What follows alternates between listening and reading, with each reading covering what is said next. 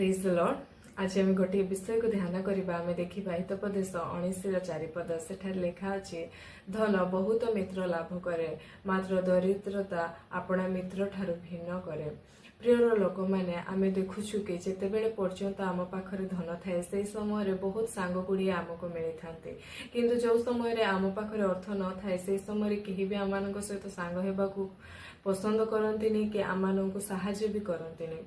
मु कहिबा पाई चाहे आज आम वाक्य देखुछु अपव्यय पुत्रक विषय जेतेबेले पर्यंत अपव्यय पुत्र पाखरे अधिक अर्थ थिला से समय तार बहुत गुड़िया सांग थिले जेमती कि मद पीवा पाए जुआ खेलिबा पाए विभिन्न क्लब जीवा पाए अनेक गुड़िया सांग थिले किंतु जेतेबेले ता पाखरे अर्थ सरीगला से समय आज तार सांग माने केही ता पाखरे नाय।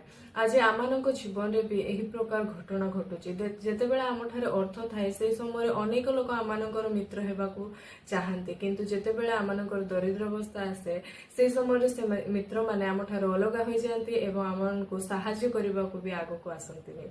आज जेते भाई भौणी वीडियो देखुछंती मु कहिबा पाई चाहे जदि आपनक पाखरे आज धन अछि कि आपण दरिद्र अवस्था रे अछंती तो आपण प्रथमे यीशु ख्रीष्ट को निजर सांग साथी करंतु जा द्वारा आ दुनियार लोक माने आपणको दुनियार सांग माने आपणको छाड़ी पारंती, किंतु यीशु ख्रीष्ट आपणको केबे भी छाड़िबे नाही।